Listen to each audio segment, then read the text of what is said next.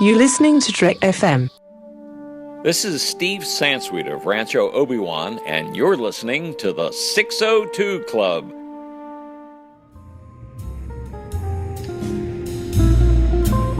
There was a little bar in Mill Valley where all the Starfleet trainees used to go. The 602 Club. You know it? I was there more times than I can remember.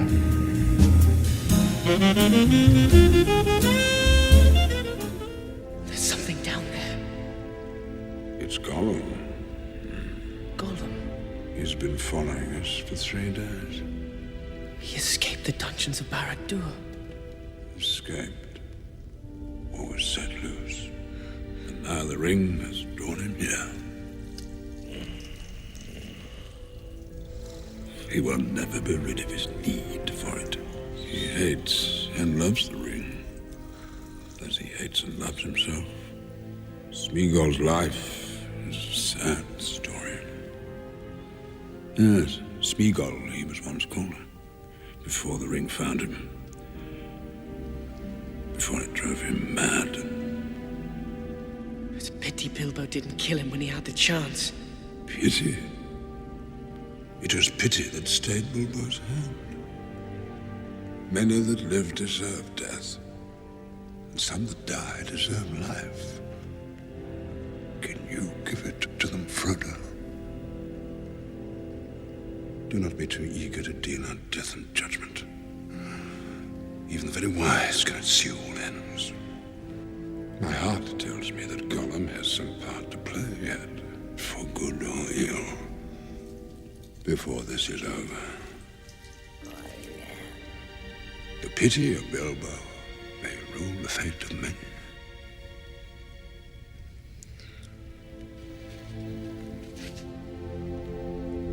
I wish the ring had never come to me. I wish none of this had happened. So do all who live to see such times, but that is not for them to decide. All we have to decide is what to do with the time that is given to us. There are other forces at work in this world, Frodo, besides the will of evil. Bilbo was meant to find the ring, in which case you also were meant to have it. And that is an encouraging thought. Welcome, everybody, to the Green Dragon. I'm so excited to be here tonight. I hope you've got some ale, some nice pipe weed. I've got incredible people here to talk about something really special. We are celebrating 15, that's right, 15 years of Fellowship of the Ring, Lord of the Rings, Part 1 of the Middle-earth Saga. And I'm so excited to be talking about this. This is like when we started this show, when I started the show, it wasn't we, because I started the show a long time ago.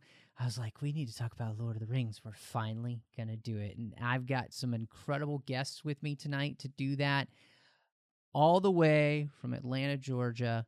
So excited visiting the Green Dragon, Bethany Blanton. Hey everybody, I'm so glad to be back on the show and talking about one of my favorite movies ever, and one of my first geek loves, I'll put it that way, and especially with the two of you guys. Thanks for having me on, Matt. You're welcome. You're welcome. After spending our time at Dragon Con, and we actually wrapped up our Star Wars Dragon Con experience by watching The Fellowship of the Ring, I couldn't think of a better person to have on the show. But Megan's rivaling you. Megan, welcome back to the 602. Green Dragon. I'm so excited to be here. Yeah, this is, after talking about all of the Hobbit films, I'm excited to get to something that I really love, which is Lord of the Rings. So thanks for having me. You're welcome. You're welcome. In fact, I do want to mention that because, it was funny. I was thinking about that too today, that the nice continuity that you and Alice came over from Educating Geeks, I think it was y'all's first time to be on the show to talk about the Hobbit films, and we had a great time. We really enjoyed that. If you want to check those out, this is a long time ago. 9, 10, and 11. That was the episodes that we covered. Yeah, that's way back in the day, and we're all now at episode 98. So yeah, that was a long time ago. And I'm in a galaxy so far, far honored away. to have been a part of it from the beginning. Yeah, it's awesome. Before we dive into the subject, I just got to remind everybody, of course, you can find all the Trek FM shows on iTunes at itunes.com/TrekFM. We're a featured provider there. Of course, we're on Twitter at Trek FM, Facebook at facebook.com/TrekFM. If you would like to send us an email about what you think about the Lord of the Rings films, especially Fellowship of the Ring, go to trek.fm/contact, choose a show, choose the 602 Club. That'll come straight to me, and I'll send it to the host, and we can answer your questions, or I'd just love to hear what you have to say. Of course, speakpipe.com is a great place to send us a voicemail. That's speakpipe.com/TrekFM. And of course, the best place to have a discussion with anyone from the Trek FM network is on the Babel Conference, and that's on Facebook. Just type Babel into that search field on Facebook, and we will let you right into our listeners-only discussion group. Before we talk about the movie, I kind of wanted to journey to Middle-earth with both of you and hear about your fandom and kind of what got you into the Lord of the Rings. Because, I mean, I don't think many kids, for the most part, you pick up that huge volume. What is it that got you into this universe? What helped you keep coming back? What was it for you, Bethany? For me, I don't know. It was a whole nother world, and there are many of those in science fiction and fantasy these days. Tolkien's world is a special one. It never ceases to amaze me. It never ceases to inspire me. It never ceases to make me think about the world and to feel that somehow I should be both more like hobbits and more like Gandalf at the same time. How did what was your first experience? Did somebody give the book to you and it was like, hey, you should read this, or how did that go for you? Well, The Lord of the Rings has been a long-time family tradition for the Blantons, and my dad was the original Lord of the Rings fan in my family, and my older sister is a huge Lord of the Rings fan as well. So, or I should say Tolkien fans in general of all of his works. So it was at a fairly young age when they handed me The Hobbit, and my dad was like, you should read this now. And I read it quite voraciously and excitedly. And that was what hooked me. It wasn't too terribly long after that I read The Lord of the Rings on condition from my parents that I not read the chapter Shelob's Lair at night, which was a very good and wise decision on their part because it terrified me. As do, ginormous spiders for most children. Oh, yes. And this adult, no thank you.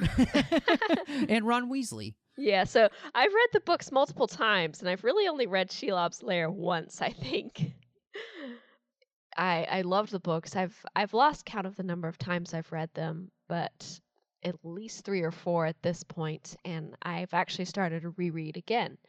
So I have reread, or rather re-listened to by audiobook, The Fellowship of the Ring recently. Oh, nice, nice. Well, Megan, for you, what was kind of your journey into Middle-earth? Well, I started reading the books because they put out a teaser for the first movie. I think the first teaser came out when it was really early in high school for me, and my dad showed it to me and was like, you need to read these books. I feel old. And he didn't tell me anything about it. He just said, you need to read The Lord of the Rings. And I was like, Lord of the Rings, what's that? And I was so far into my space opera days. I was so into Star Trek and Stargate at the time that I had no idea I didn't even go to fantasy when he told me I need to read Lord of the Rings. So he showed me the trailer, and then I picked it up. I was like, yeah, I need to read this before the movies come out, and blazed through them. I think I read all 3 of them cover to cover in a matter of weeks, and they're so good. They're just so good. And then I got to have the great experience of watching all of the movies come out through high school and college, and just totally be a giant geek about it. Yeah, I love it. It's funny for me. So we have this fun little group that we've been having on Facebook Messenger. Bethany's a part of it, and with some other people that we ended up going to Dragon Con with, and we started sharing photos of ourselves as children. And the one that I just shared of myself, I was probably 6 or 7, and by that point I had seen Star Wars. And I had just also found the Chronicles of Narnia. And after those two things, graduated to Lord of the Rings. And those three things, I think, cemented my love of other worlds. And one of the things I think about Lord of the Rings that just captivated me, kept me coming back, was the fact that it's so dense, it's so deep. There's so much to get. People complain about something like a chapter revolving around the Council of Elrond, and they're like, it's 20 pages long, and all this, people seem to complain about it like it's one of those chapters of the Bible where so-and-so begat so-and-so, and so-and-so begat so. It's, to me, it's just utterly fascinating because it feels, there's something about it that feels real in a lot of ways. I totally agree. I think that's what captivated me, and it kept me coming back. And so, Megan, I know you were excited, obviously, that the movie was coming out. Bethany, were you excited when you saw that they were going to be making a film version of this? I was indeed, but I actually had not read all of the books yet at this point. So I was so torn because movie spoilers were beginning to become a thing at the time. And so I was tempted to look at that because, I was a teenager at this point, and I hadn't finished reading them, and they were taking me a while, just in the sense of, they took me longer than a couple of weeks. Right. So I was just so torn, but it did make me more excited, and I wanted to see the movies after. But I actually did not see the movies for a couple of years after that, due to some interesting circumstances. Because, at that point, were y'all still living overseas, Bethany? We were not, but the thing was that literally my family are such fans of this genre that we had these conditions set with which we had to watch them. They had to all be watched in a weekend, and they had to all be watched with my dad, my mom, and my older sister all present and at the same time. That's cute. And my dad still worked overseas at the time. So those conditions were actually a lot harder to meet than we originally thought. So at one point, when he came back on one of his breaks, it was a family mini vacation that we spent a weekend in a small cabin in the north of Georgia, surrounded by beautiful scenery, but spending a lot of the time inside watching all 3 extended editions for The Lord of the Rings. That sounds like a great vacation to me. Me too. It was. That's awesome. And I loved it. That's awesome. Oh, man, that's a great story right there. I love it. I was excited that the films were coming out. I didn't know Peter Jackson from Adam at this point. I hadn't seen any of his other work. I hadn't seen like The Frighteners and those kind of things because they weren't really something that was up my alley. But I remember when the trailers started coming out, I just loved the look. I thought it looked fantastic, and I just couldn't wait to get to them. What's interesting is that Peter Jackson's journey to Middle-earth, the film could have been really different. Originally, there were 2 films that they were going to make. And they were going to be made through Miramax, and they had a budget of $75 million. Do you even think that could have worked at all? No. Not the way that Peter Jackson ended up doing it, right? No. Gosh. When you think that, obviously, they could make 3 Hobbit movies out of that book, there's just no way I think that this would have worked at all. And the trouble is that, Miramax ended up pulling out because they wanted to make so many cuts that and like combine so many different things together. I mean, it would just made a mess of the film. Like this is one thing they wanted to do. They wanted to merge Rohan and Gondor together with Éowyn as Boromir's sister. What? yeah, that was an idea that they had to try and bring this into 2 films. I mean, so yeah, it just would have been awful, just awful. So Jackson goes around Hollywood for about 4 weeks showing this 35-minute video of their work. And he ends up meeting with New Line Cinema's Mark Odesky. And I think the best question anybody ever asked was, why aren't you making this in 3 films? Thank God for Mark Odesky. I mean, 'cause Yes. I can't imagine this film trilogy not being the way it was, because I mean, I don't know. I gotta ask you guys, because we are going to be talking about the extended edition. So just kind of diving into that for a second.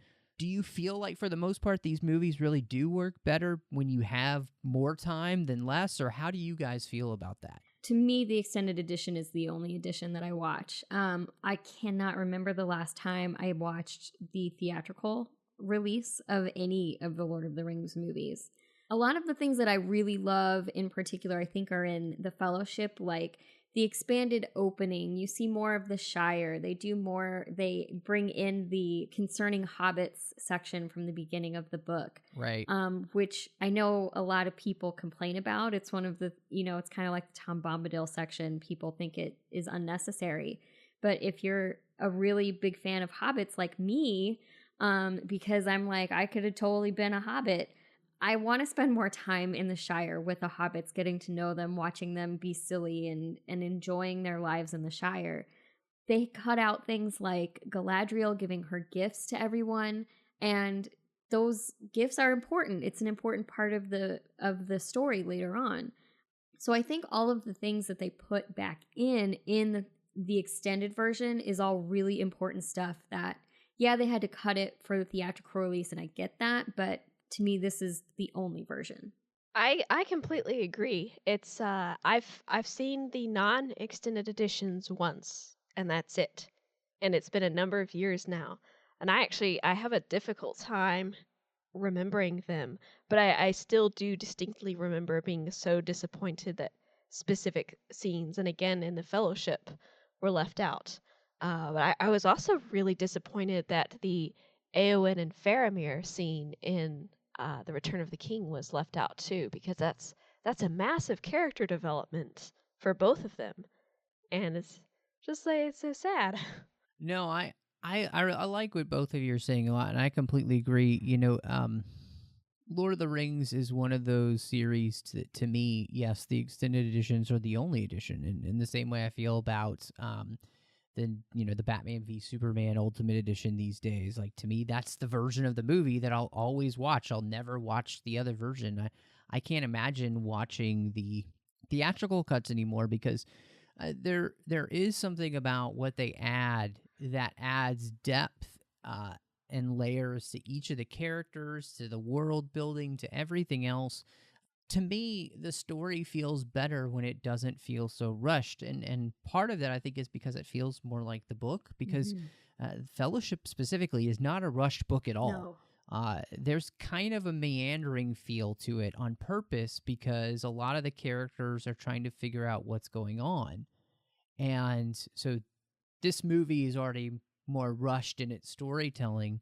So, like you were saying, Megan, I really love, the concerning hobbits part, where you have more time in Hobbiton and things feel like you get an opportunity to kind of be in the world that they're trying to save, so that it feels bigger when you see all the desolation that's coming later on, and what they're trying to keep coming, to the Shire and to the entire realm of Middle-earth. So I just really, I like that, and I completely agree with you guys. And so the fact that Jackson gets to make a trilogy and then do something pretty unprecedented, which was, they would come back for reshoots for the films, but also for the extended editions, which I think is fantastic. I mean, that's just really incredible. So on top of that, there's a real sense of design in the way that they design Middle-earth. And I wanted to talk to you guys about that because I think this is the thing that makes these movies, to me, so successful, is that Jackson wanted a gritty realism and a historical regard for fantasy so that it didn't feel like a fantasy movie. It almost felt like, when you watch like a King Arthur movie or something, in the end, it just kind of felt like lost history. And to me, I think that's what makes this so awesome. Yeah, I totally agree. I mean, the people of New Zealand really came together to pour themselves into this movie. I don't know the numbers on how many jobs this movie created in New Zealand, but I know there were so many artisans involved in this. It's such a beautiful place that they've created, and we get to go on a tour of New Zealand during the movie, and I can't wait for when I get to go visit there someday. You're right, it makes it feel real. It doesn't look cheesy, it doesn't feel slapped together. It feels so rich, and I just want to go live there. I would love to live in any of these places that we visit, except for like the nasty places. But it's so beautiful. Wait, you don't want to live in Mordor? No, I don't want to live in Mordor. Although I kind of do because I live in Phoenix, so it's like the next closest thing. There you go. I know it's how like hot you live it on the gets. slopes of Mount Doom. Yeah. Yeah, I totally agree. It's just every time I watch this film, I'm just blown away by how beautiful everything is and how well put together it is. And I'm going to design my hobbit hole right around what Bilbo's hobbit hole looks like, because that's where I want to live when I retire. Wow, I'm at a loss for words because New Zealand is so amazing and so beautiful, and is top on my list of places that I want to see in the world. Wow, I have random pictures of New Zealand on basically all of my electronic devices. They are screenshots and screensavers, and I tend to have scenic pictures from the Lord of the Rings saved in random places. I bought a Middle Earth map poster yesterday, and so I really want to go to New Zealand at some point to experience that. And I would love to do the full Lord of the Rings tour, including, of course, on top of the list would be Hobbiton. And they will Hobbiton, probably for have sure. to drag me out of there kicking and screaming when it closes at night. I'm just worried that if I go to Hobbiton, like, I'll break down crying like a crazy person, and then I'll just be the crazy American in Hobbiton. It's so beautiful. Seriously, like, I just never want to leave. watching that intro, like, it makes my heart swell so much, and I get misty-eyed just looking at it on camera. So if I'm actually there, I don't know how I'm gonna contain myself. So we'll see what happens when I get there someday. Well, I mean, I think that's one of the wonderful things about them making the Hobbit movies is that they were like, we should just make this for real this time. So people can come visit. And I'm just with you guys. I would, I might sell no, I wouldn't sell anything really, but I would love to go to New Zealand to go on one of those tours and visit all of these places, because like you guys said, it just the one of the cool thing about New Zealand is that it has all of these different elements, different types of topographies, and yet it also still feels so otherworldly because so many of us don't know or didn't know what it looked like until then. New Zealand is just a place that most of us hadn't thought of. Now we all can't stop thinking of it. And it's because of this wonderful grandeur of creating a place that felt so organic, so real. I mean, Hobbiton is built months before filming so that all the plants grow over everything, so it doesn't feel like it was just put there. I mean, they make pieces of armor in the same way that you would make armor back in the day. They're pounding it out with a hammer. The same thing with the swords. I mean, everything in the film feels like it came from another time because it was crafted with the same loving care as Another Time. And I think that's what makes this movie just feel so incredibly special. And I think too, and I don't know if you guys would agree, but the costumes created by the art department, and of course everything along with it with the prop department, it feels familiar historically, but it never feels like an out and out copy. Yeah, it's definitely rooted in reality. And everything has so much depth and detail. Like, one of the things I was really staring at this time watching it was Galadriel's gown, and all of the hand beating that was done, and that piece of wardrobe must have been ridiculously heavy, but the way it moved and the way Cate Blanchett worked with it. I mean, what a phenomenal piece of costuming just in that one section of the movie. And it's like that all the way through. One of the other pieces that I really like is the mithril shirt that Frodo inherits from Bilbo. Yes. It's such a beautiful piece. It looks heavy, but it looks light, right? They did a really great job of making it look like mithril. So, and I know they probably had to make multiple versions of that for various purposes. Those are some of the things that really stood out to me just this time around, and there's so much to look at. Well, let's just kind of dive through Middle-earth real quickly. So, just Hobbiton in general, what was maybe one of your favorite things all around just about Hobbiton itself with the design? What do you think, For Bethany? Hobbiton, I would say it's all the little details of the hobbits' lives. I mean, obviously, I could touch again on New Zealand and the Shire, and that's true that's amazing. But it's all the little details, all the food that's there.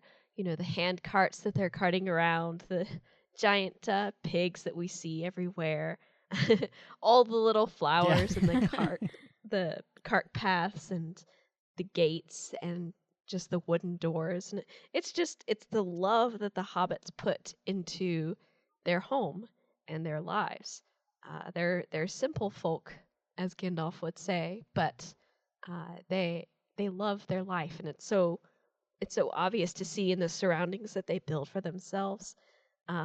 And Peter Jackson and co.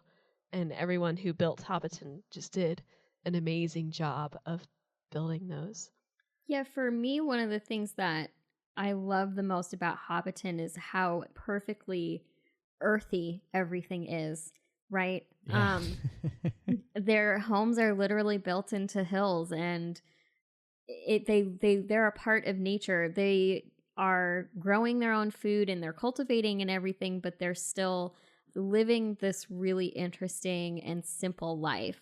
And yeah, I agree. I love seeing all the food. They take simple pleasures. They hang out with their friends. They eat what they love. They drink what they love. They smoke what they love. And it seems just like a great, beautiful way to live, doesn't it? I think both of you kind of hit on the thing that I love, and I'll add to that just a little bit. It was the way in which Bag End felt so real. Yeah. Like when you walk into it, it doesn't feel. I mean, there's a hole in the ground that a hobbit lives in, and yet it feels like a home that you would legitimately want to live in. And the way in which it feels like it has been there forever, passed down from Baggins to Baggins. And I love that. I think it adds such a warmth and a heart to the movie. And as you guys are saying, Hobbiton is... I was watching this, my best friend was visiting, and we were watching the movie together, and I turned to him and I said, this is kind of what I imagine heaven's like. Like, Hobbit life has got to be what heaven's like. You have this gorgeous place. Everybody is kind of happy in the job that they have. They love life. They're there just to enjoy it and to soak it all up and to be there for each other. And I mean, that to me, that's heaven. So yeah, I love that. I agree. Well, so real quickly, anything for you guys that jumped out at all about Bree that you really liked? I love the contrast between Bree and Hobbiton, just because it shows that, yes, a lot of the folk in Bree are kind people, good people, but it shows that they're Mhm. stepping out into the world, the boundaries of the Shire, and you see this with other boundaries like Rivendell versus outside of Rivendell. But there's very much the sense that they've stepped into a world that contains more danger now. Yeah, and I mean everything's much bigger there too, right? So the hobbits are dwarfed in the space, and it's a lot less earthy, right? It's a city, it's a town run by men mostly. So we're starting to transition away from hobbit life at that point. What about Rivendell for you guys? Because I know for me, I think this is the first place, beyond Bag End, that I was like, okay, this is the place that I would live. I had the exact same reaction, honestly. Rivendell is very beautiful, and one of the things that I love about the elves is their architecture and how much they build amazing buildings and large structures, but they're so beautiful still. I like Rivendell, but I don't think it's my favorite location. It is beautiful, and I love the mountains and the trees. And it's the first time that we really get to see the elvish architecture for sure. But if I was going to pick an elvish location where I would live, is I'd be living with Galadriel. And I'm totally blanking on in Lothlorien. Lothlorien, yeah. Because I want to live in the trees, right? So that's like the elvish equivalent of the Shire. They live up in the trees, and Galadriel walks around barefoot when there's moss everywhere. Like, heck yeah, that's like my kind of heaven right there. And that was my favorite part of the book when I read it. So yeah, I'll go to Lothlorien. I'll live up in the trees. I like that. There's to me, I love the grounded beauty of what they do in Rivendell. But then, of course, yes, I got to Lothlorien, and so it was like, but I've always wanted to live in a treehouse, with Galadriel. Who doesn't? Even no dwarf wants to live with an elf. So that was another incredible. Just gorgeous. I'm almost speechless here because it's this wonderful Art Nouveau elvish look, and the way that they just kind of nail that to me is stunning. It's just stunning, and of course it's brought to life by the fact that Galadriel lives there. That's what my iPhone is named after her. I love her so much. So no, I agree with you. It's just, that's a stupendous piece of design, as is each one of these places. And I do want to point out what's so incredible about each one of these different races and places is even Rivendell looks different than Lothlorien. They're both elvish cities, but they have their own distinct nature, and that's just blows my mind. Yeah, they're so totally different because Rivendell is so architectural. And I feel like you could just wander around those buildings looking at all of the art and history that they've collected and admiring the architecture and strolling through the gardens. But yeah, I would vacation in Rivendell and live in Lothlorien in the trees. Yeah, what can we do really but just sit here and gush about these locations, and Yeah. they're amazingly beautiful, and I think it reminds me so much, and I love how Peter Jackson captured this in the films, but it reminds me of Tolkien's portrayal of industry and the age of the machine, and how Tolkien had a love of not just the simple life of the hobbits, but of being in nature. And if I am recalling correctly from reading about him, he did believe that people should be in nature, at least when you can be. That can be difficult in our world now. But it does make a difference whenever if I've been a long, long time without even just simply a walk outside or spending time outside somehow, I know that it affects me, and I know that it can real world talk here for a little bit. People can have seasonal depression, and people can feel less happy. Mm-hmm. Some people when they live in cities, for example. So it reminds me that there's almost a restoration of peace of a part of our soul that happens when we're surrounded by nature.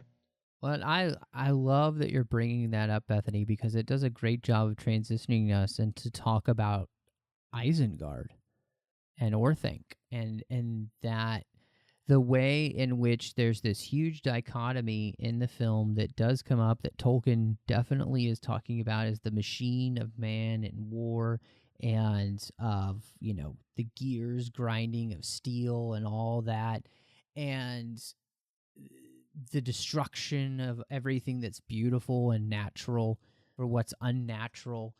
And I love the way that this film visually brings that theme forth in such a massive and scary, like, god awfully scary way. Yeah, it's especially hit home by how Saruman has all of the trees torn down, and how, for example, in the film, Mhm. the orcs get really excited about this because they have an active dislike for the trees, for the wood, uh, and it's a good Mhm. reminder that, again, nature is a good thing, and these beings of evil are taking pleasure in the destruction of it. That's true. That's really true. And I mean, well, of course, I love how it comes to bite him back in the butt, later on. Well, So, and we get to see it happen too, because it's very brief, but we see the beautiful lush forest when Gandalf first arrives, and then everything after that, we just are constantly seeing that scorched earth around that tower. I mean, it's heart-wrenching to see all of that destruction, especially when you had seen all of that beautiful forest growth there before.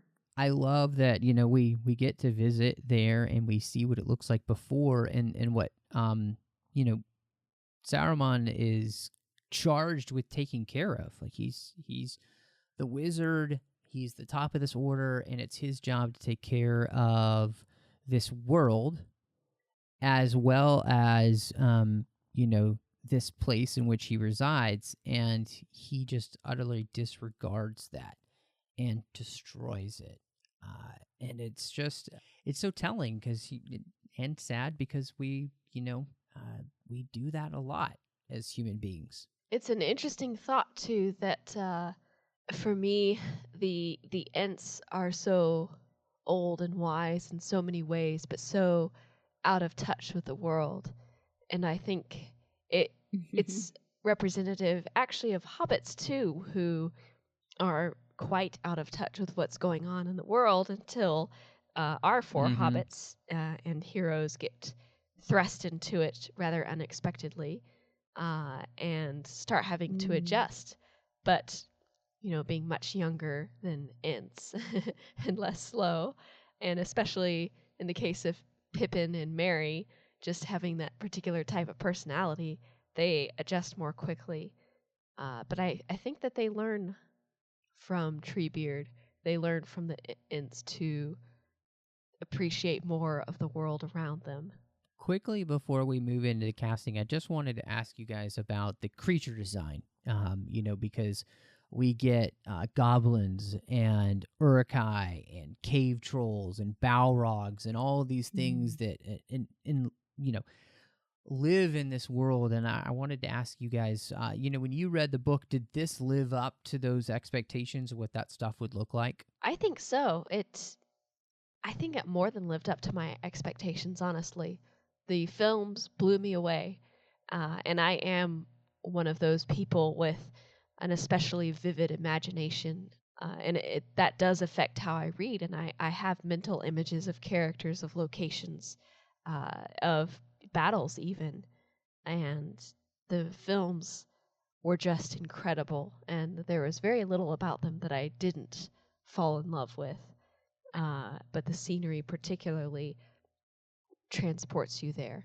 Yeah, I think for me, I mean, gosh, the Urukai and the goblins and everything, and that stuff just, if you're watching it late at night and you catch it at the wrong moment, like when that one Urukai comes out of the mud womb, that's scary and freaky, and I mean that's Peter Jackson at his best, horror.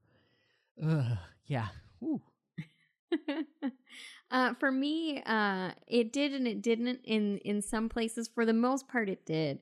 Most of the things that I didn't like are really nitpicky things that I've just kind of let go over the years. The ants aren't in this movie, but I was a little bit disappointed with them. I thought the cave troll that's that they fight when they're in the mines of Moria looks really cheesy. It does now, yeah. It does now in particular. I remember thinking in the theater that it looked kind of cheesy. But it's there for the scene and then it's gone. And the scene around that troll is actually phenomenal. And it's a great scene in the extended edition because all of the characters get their moments. It's what the scene is like when you read a book. So all of the things that I don't 100% love are just so nitpicky. It's not even worth like delving into because there's so much to love. And it's just so rich and so much of the environments and the locations really matched what I was thinking of. So, I'm right there with Peter Jackson for like 99% of this ride. Well, I think that it's probably time for us to dive into the cast of Fellowship of the Ring. And of course, really big shoes to fill because, this book has been one of the most popular books up at this point. And it's been rated plenty of times the best book of the 20th century. Of course, that's now that we're out of the 20th century. But then it was still, it's one of the top 50 books of the 20th century, even at that point. And so we've got enormous shoes to fill with characters that people have been reading and loving since the 60s with, Gandalf, Frodo, Aragorn, and so many more. And so big casting was Elijah Wood playing Frodo Baggins. Because one of the interesting things is that Frodo is a lot older in the book. He's like in his 50s or 60s, if I remember correctly. Mm-hmm. And so, but, Elijah Wood is definitely not. He's much younger than that. But for me, I just let it go because I figured hobbits age slow, right? So he's just a really good-looking, 50-year-old hobbit. Yeah, Elijah was, I think, 20 when they were doing these movies, or around 20. So, but yeah, I'm with you. I can look past that because they do age much slower. I love most of the cast. I really had never seen Viggo Mortensen in anything. Right. And he is just so good. He's so good in this role. I loved the casting of Ian Holm as Bilbo. He's just so perfect. And so much of this cast I just adore and think that they were perfect selections. I really only think of the main cast that sometimes I have issues with Legolas, but in some ways I think that's just because for me the book Legolas and the movie Legolas are both so different, and it took me a couple of times of watching, because believe me, I lost count of how many times I've watched these films ages ago. And but the movie Legolas he's grown on me. I still like my book version better though. I'm right there with you. The movie Legolas has grown on me too. And I do think they do a great job of making him awesome in his own right. Like in particular, the battle at the end of the film, there's a great shot where he's just holding his ground and he shoots something like 7 orcs with his bow. Aragorn only takes care of one. Yeah. And how can you not appreciate that, right?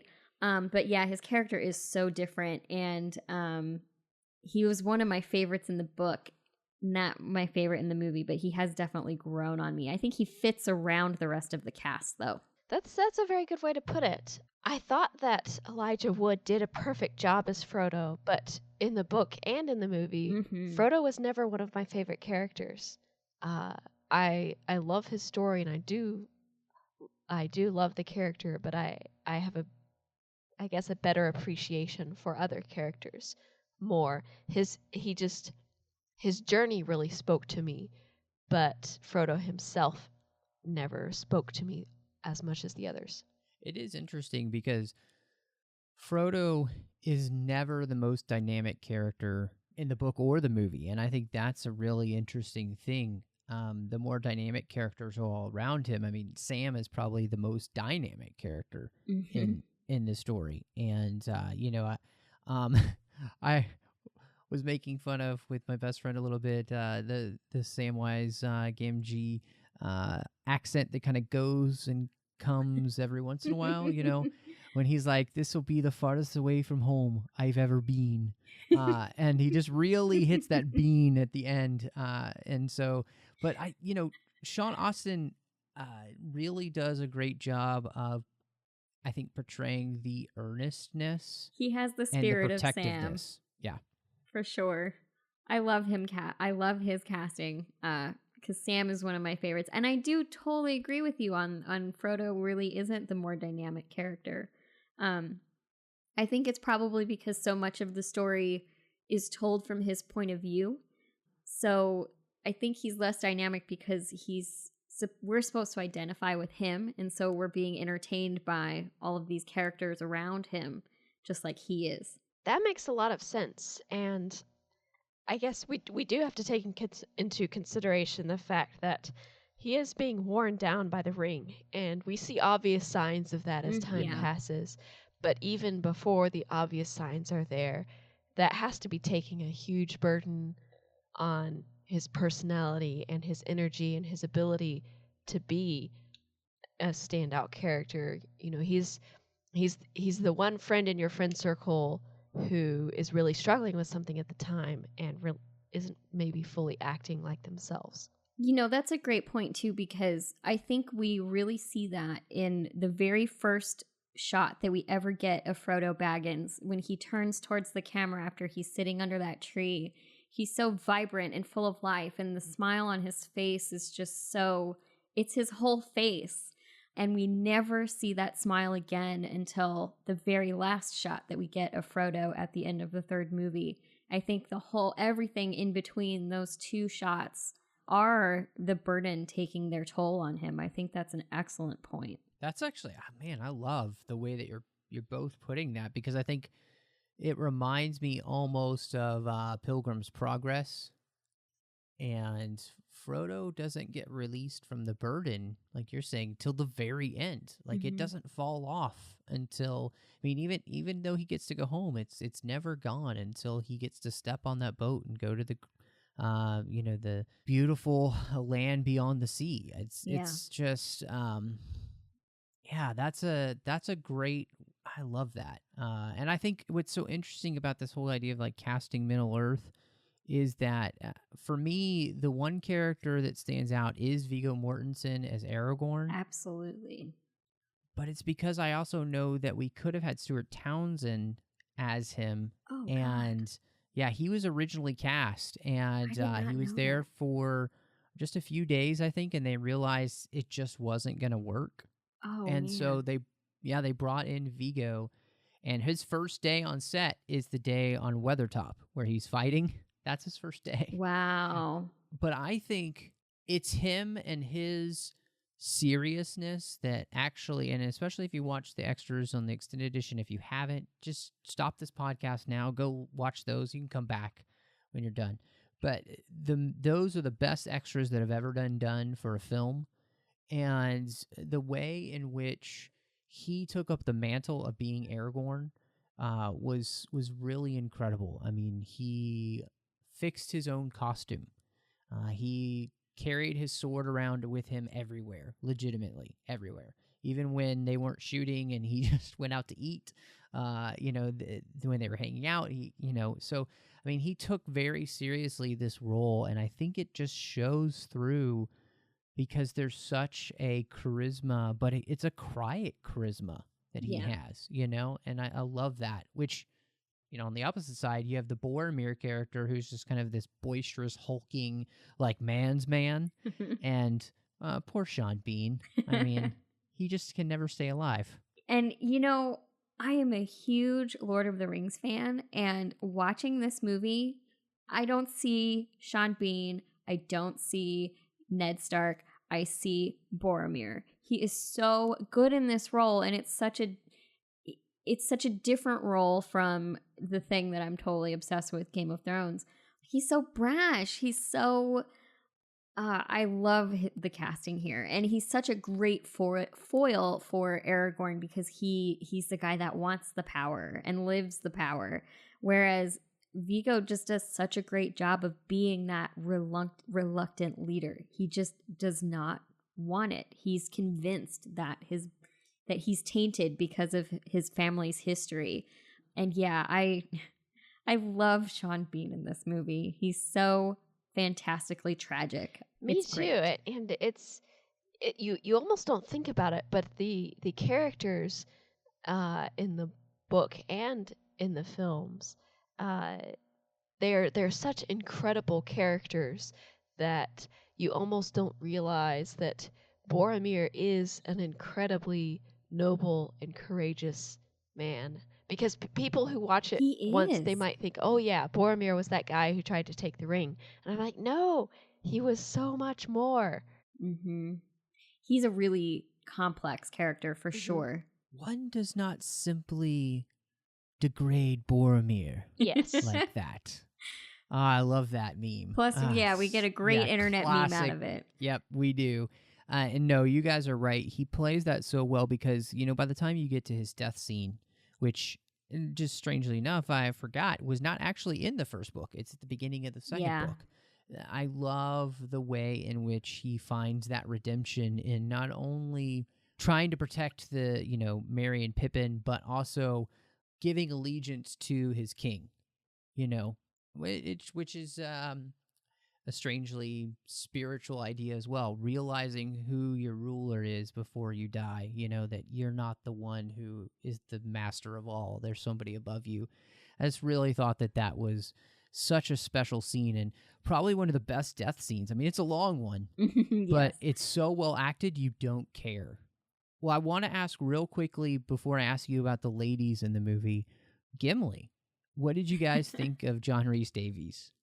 Oh, Gimli! I love him in the books and the film. I mean, this is gonna kind of get old, so I should say right now that I love all of the characters in the books, and I love all of the characters in the movie with a slight exception of Faramir, just because I felt like his character was maybe a bit misportrayed, especially if you're not watching the extended editions.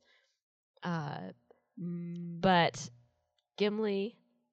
I know some people complain that he was too much of the comic relief, but I like that, and I think that he thought of himself that way, that he played that character to try to help people chill sometimes, help people have a little bit of fun on a quest that is nigh impossible under sometimes extraordinarily dark circumstances, and I felt like that made the character quite rich. So I really disagree with people who say that in the movies he was just a one note the character that caught all the humor kind of a thing. Well, but that's what dwarves are like, right? Like if you've read That's The true, Hobbit or seen the Hobbit movie, that's what being a dwarf is exactly who Gimli is.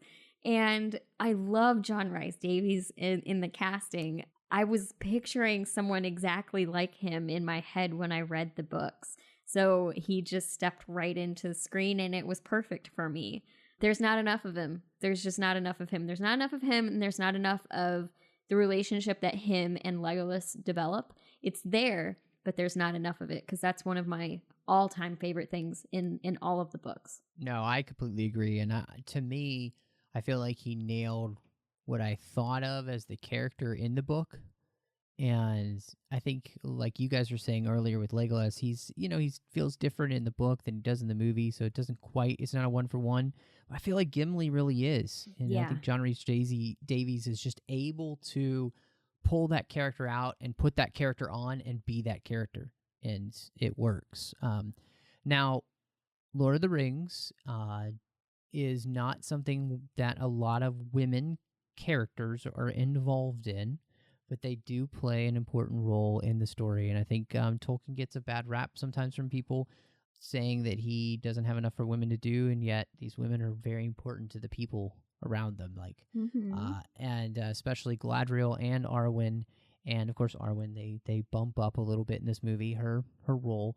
So I just wanted to ask you, ladies, who are both on this podcast, talking about your love for Lord of the Rings, what you thought of the portrayal of women in the movie. Overall, I really liked it.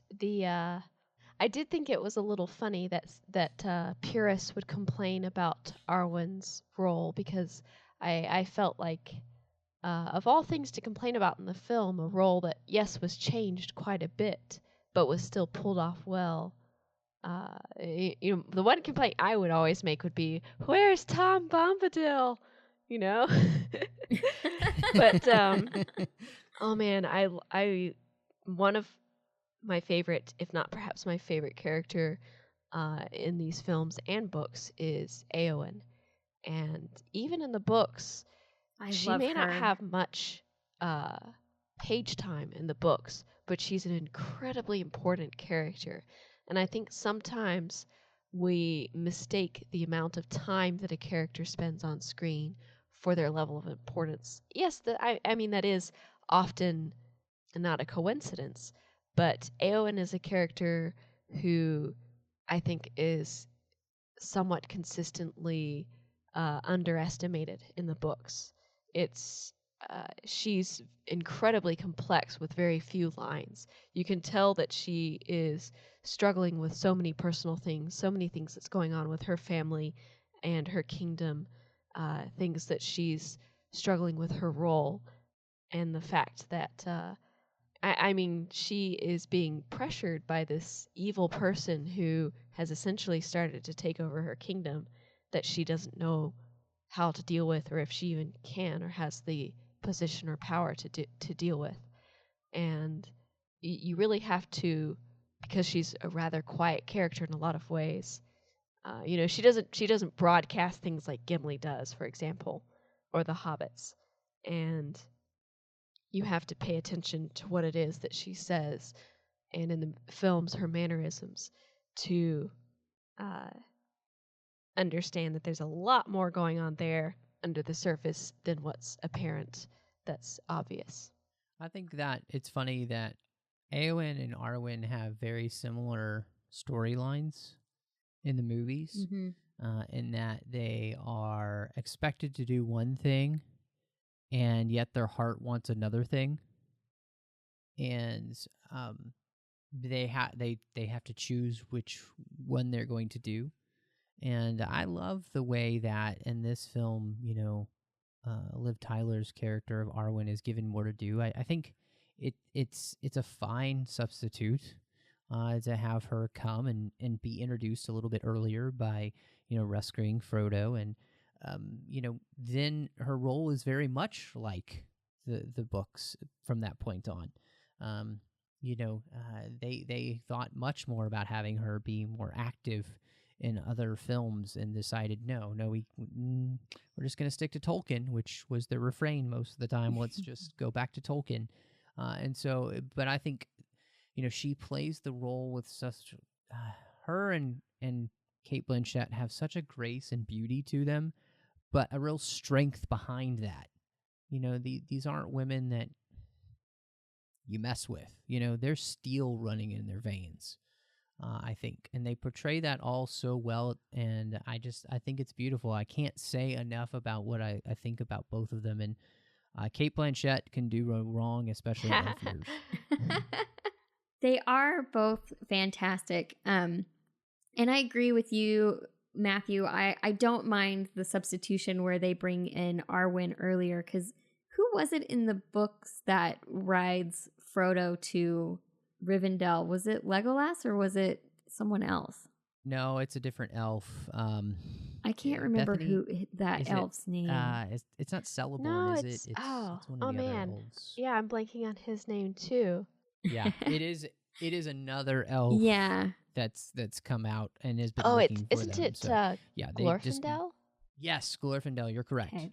So, I So- mean, regardless, I think it's fine because there is this really deep relationship that they have to introduce, right? And it does make sense that she would be out looking for him if she knew he was coming, right? So I have no problems with that. I do think that the criticism of Tolkien in general, I mean, we're talking about a movie that we're talking about around 13 characters, 2 of them are women. So it is a very male space, and the men are the ones in this movie who get to go out and fight and do the things that will save the realm, whereas Arwen and Galadriel stay behind. And that is, a bit frustrating, but we're also working with the source material. So, it is what it is. It could be way worse. It could be way, way worse. I love both of these characters. I think they're fantastic. I hate to use the modern cliche strong female characters, but they have good storylines. And I love the grace and power, Matthew, just like you said, that they bring to the roles. And I get even more excited when Éowyn finally does come into the picture. Well, and what's interesting is that it's not in the movie. It is in the book, and I forgot how much of a connection that Tolkien added to The Lord of the Rings from The Hobbit. And The Fellowship of the Ring, the book, is actually kind of rife with storylines that kind of get melded in that got put into the Hobbit film, which is you hear about the White Council. Yeah. So you get from the book the storyline and understanding how powerful and important Lady Galadriel is specifically. Mm-hmm. So even though it's not in that story and fully expounded upon, there you get the feeling that she's very important to this world. And I think they do a good enough job of getting that across in the movie. And we'll see it later on in the other films because they do, yeah, bring they her have more back. to do. Yeah. So I think that's wonderful, and I really like that. Something that you talked about, Megan, before we started, is we're kind of looking at the good and evil in Middle-earth, and you had brought up on the other side of the bar that wonderful quote from Gandalf that I think really sets the stage for the thematic elements that are going to play throughout all of Lord of the Rings. This conversation takes place in Moria, and Frodo says to Gandalf, "I wish the ring had never come to me. I wish none of this had happened." And what Gandalf says in return is, "So do all who live to see such times, but that is not for them to decide. All we have to decide is what to do with the time that is given to us." And that's such a great line because it is Frodo's whole journey, right? He has this burden that through all the forces of the universe and nature have brought this power to him, and he has taken on the mantle of being the one to destroy it. So it's in a nutshell everything that is driving Frodo, I think. And one of the things that I love so much about that line is, to me, it's a really great, it's what real life is like, right? I think these fantastic characters speak to us because they have such heavy burdens, but real life feels like it's full of ridiculously heavy burdens, and we all have to carry them, and we all have to decide how we're going to move forward with them. It might not be that the entire world is going to be destroyed, but it has, whatever we're carrying has impact on our daily life and our daily happiness. And it's just such a phenomenal line. And it changes at the end of the film because Frodo remembers Gandalf saying that to him as he and Sam are riding off in the boat. And what he remembers is Gandalf saying, "You have to decide what to do with the time that is given to you." So it's become much more of a directive than just people traveling together, which I just love. Oh wow, you bring up such a great point. I'll digress for a second to apologize for getting really excited about talking about Éowyn, and we're supposed to be talking about the Fellowship of the Ring. So That's but right. it's kind of like what Galadriel says with even the smallest person can change the course of the future, and that's why Exactly. it is very important for all of us to actually think about what to do with the time that we have. If we tell ourselves that, it doesn't matter because I'm just Bethany Blanton and, I don't really actually have that much power or influence, and, I'm not a president or a senator or, I don't have a bajillion followers on social media or however you measure that. It's people like that have a lot of influence and a lot of power, but there are far more normal people who don't necessarily have a massive audience or a really high political position, for example.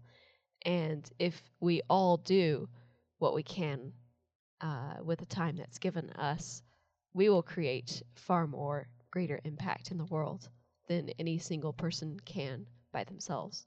Yeah, and one of the things I love is the word decide, because throughout the movie we see all of these characters making those decisions as they're being seduced by the power of the ring. Yeah. And we see Galadriel go through it. We see Boromir go through it. We see Gandalf go through it. We see literally every character that is close to the ring being tempted by it, and that evil constantly pulling at them. I love the idea that Frodo says, I wish this had not happened in my time. The idea that Gandalf, what he's saying is all we can do is decide what to do with the time that we are given. And that's how we hold evil at bay in the world around us, by each person deciding to do what's right, what's good, what's best, and that's one of the things I think that's so amazing about the themes that are running through Tolkien, is that in Tolkien's writings, Galadriel will call what they're doing the long defeat. In the end, it's it's a spiritual thing that, it'll come to the point where evil win. And then Tolkien created a word, which was a eucatastrophe. And that meant that it was that happy turn that happens in a story where everything turns on its head and good wins somehow. And that we are part of that when we choose to decide to do what is right with the time that we are given. And that's how we can help hold evil at bay. And it's like you said, each person is being tempted by the ring, and how they respond to the ring has to do with who they are, and the way in which that kind of dark side seduces them. But it's still their decision to make a choice to try and take it, or to turn their back on it and let Frodo do his business with the ring to take it and destroy it. And I think that's just an incredible thing, because I think Frodo's refrain is also something that we kind of say a lot. Absolutely. This is just so not fair, Like, why is this happening to me? And, it's funny because Gandalf's advice is pretty much life's not fair, but that doesn't matter, and I think that's a really important message in the world that we live in too, because everybody's got their stuff, Exactly. Every time period has the things to which they have to deal with. The only thing that person and that time is judged by is what people did with the time they were given. And did we spend all the time complaining about it and doing nothing, or did we do our best to do what is right and good for those around us? And I think that's the thing that was really interesting about Lord of the Rings, is every character that's bad is coming at everything from a selfish motivation. It's selfishness that completely drives them. And everybody that does anything good in the Lord of the Rings is somebody who becomes self-sacrificial. And I think that's beautiful. I think that's one of the reasons I love this story so much, because it reminds me of what is good in this world, as Sam will say later, and what's worth fighting for. Exactly. What's worth dying for. I think that's great. before we leave Middle-earth, I did want to ask you about one more thing, and that is the music of Middle-earth. Because Yay! I think that Howard Shore did something that not a lot of people thought that you could do, and that was rival maybe John Williams in creating a sound for a series. Yeah, and he did it. He did, yes. Like, he really, really I did. totally agree. It's again, this is one of those things that I play in the background along with my Star Wars soundtracks and Game of Thrones music and Narnia music and all these other great soundtracks. But Lord of the Rings is one I play consistently while I study, which means, again, I've listened to it for countless hours and probably an almost unhealthy number of times. It's so good. It's so iconic. If you hear any of the pieces of music from this soundtrack, you immediately know that it's from Lord of the Rings. And all of the different themes that he's created and that he weaves throughout the world are just, I could just listen to him all the time. I mean, this is a short section because it's brilliant. It's amazing. I mean, the music creates the milieu in which you become familiar with everything, from the themes to the different races to the characters to the fellowship to the different areas of Middle-earth to which we visit. Everything has a sound to it. And again, it's the same way that John Williams does things. There's a sound that creates it's almost as if the sound is the ocean with which you float on that surrounds the boat of the movie. I don't know if that makes any sense. That's a beautiful analogy. Yeah. I love it. Yeah, that's what I'm going to go with. One thing that it amazes me specifically about Howard Shore is how many of the places in the movie have their own themes, because we've been so used to characters having themes, but to have place themes, it really, really works. It's part of what makes those locations feel so rich and helps them become characters in their own right. We were talking about something similar recently on my other podcast. We were talking about the Battlestar Galactica soundtrack, and that has themes for different ships and the fleet itself. And it's one of my favorite things about the show. And this has that going on right here. And you hear that music of the Shire and you want to go to the Shire. You just do. It's beautiful. And I think that it's funny because you don't really think of this, but there are less places visited in the movie than there are characters. And I think that's one of the reasons that he creates themes for the places, because it would be almost too muddled to have character themes, but place themes then get played for those different characters, and then he can play with the tempo, he can play with the key it's in, he can do all of that and kind of change those for the different characters he's using. But then, so it feels more unique as he does that, and I think it's just genius stuff. I'm with you guys. I have the complete recordings for all of these, and they are incredible. Unfortunately, to buy the complete recordings now, I don't even think they're available on iTunes really? For anyone. Going back to what you're talking about, it being easier to do place themes versus specific character themes, all of the characters are so rooted in the places where they come from, right? Like there's 4 Hobbit characters. They all come from the Shire. All of the places represent all of these different races of Middle-earth. And so that makes so much sense, because you hear that Hobbit noise and you know that the Hobbits want to return to the Shire. That's where they should be. That's where Hobbits belong. And the music of men can represent all of the different characters of men, and the music of the elves can represent all of the different characters of elves. So it's a great way of grounding us in Middle-earth, because it is so divided along the different races that inhabit the locations. No, I think you're so correct. Now, just for anyone who's wondering, I did look up just to make sure, checked my facts for everyone.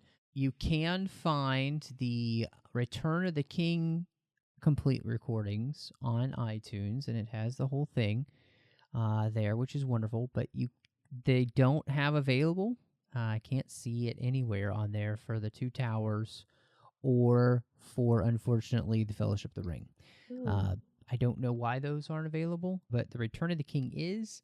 So if you don't have that, I would snag it before for some reason it's gone, because it's fantastic. And if you can find a used copy somewhere, which is very difficult to do for those extended edition soundtracks, the complete recordings, I've looked, and they can be anywhere from $170 to over $500. Yeah, they're expensive. Yeah, so that's how good the music is. We talked through Fellowship. We could continue talking because it's Tolkien and there's so much we could talk about, but it's time to, pretty much it's Rosie's telling me it's time to close the Green Dragon. So what would you ladies rate the Fellowship of the Ring? I mean, if I'm being totally honest, it's a 10 out of 10.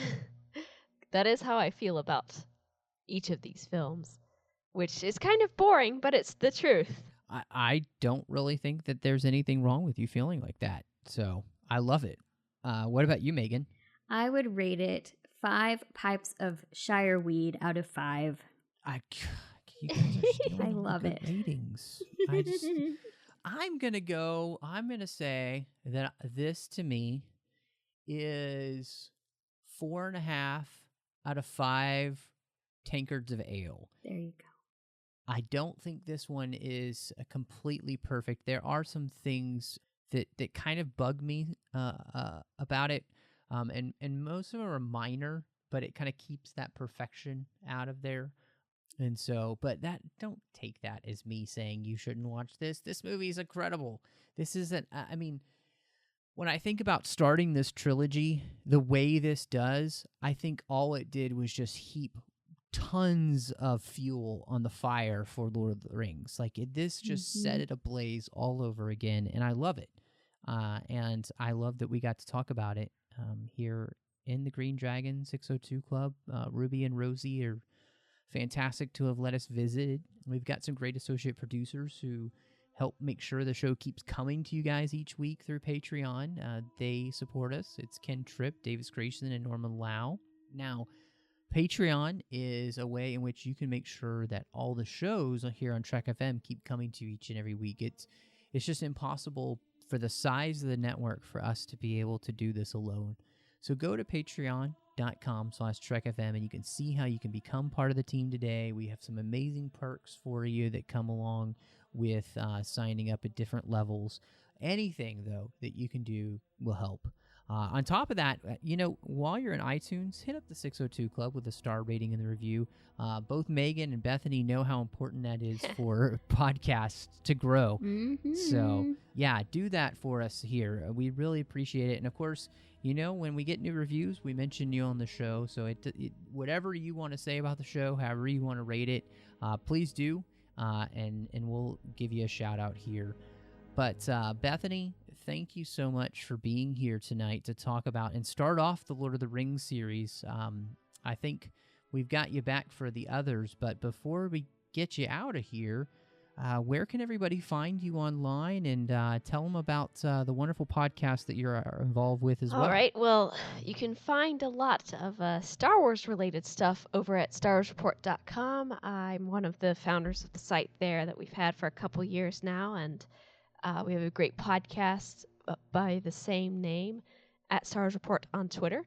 And if you want to follow random ramblings about all sorts of things in Lord of the Rings, you can follow me on Twitter personally at Bethany L. Blanton. Thanks for having me on, Matt. It's been a lot of fun, and I hope I don't get too boring with my consistent gushing of these films. Not at all, because I'm going to do the same thing probably. Now, Megan, love having you here. Love that we have such a wonderful partnership with Educating Geeks. So just let everybody know where they can find you personally and about Educating Geeks, which they should also be listening to on top of the Star Wars Report. We're just loading you down with incredible podcasts So tonight. much good stuff to listen to out there. Well, if you want to follow me personally, you can find me at Meg Calcote. That's MEGCALCOTE. I'm on Instagram and Twitter. And if you want to listen to Educating Geeks, we're actually Pretty similar to the 602 Club, we like to bring new people into our favorite fandoms. We don't revoke geek cards. We sit down and watch Lord of the Rings together with our friends who have never watched Lord of the Rings.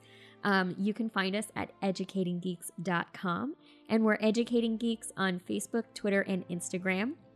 And we have some really fun episodes coming up. I don't think we have Matt scheduled for a visit. We have to get Matt back on sometime soon. Maybe, have y'all ever done a Lord of the Rings book?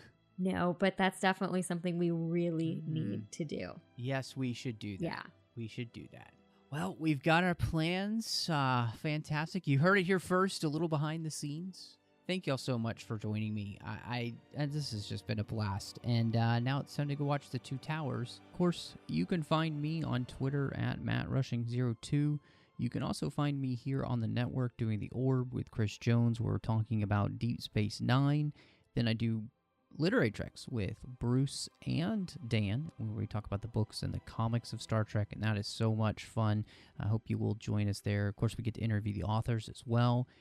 And I'm on a show called Aggressive Negotiations with my good friend, John Mills. It's so much fun talking Star Wars with him every week, so I hope you'll join us there over on the Nerd Party. And of course, you can find that on iTunes just by searching Aggressive Negotiations. Well, thank you so much for joining us, and y'all come back now, you hear?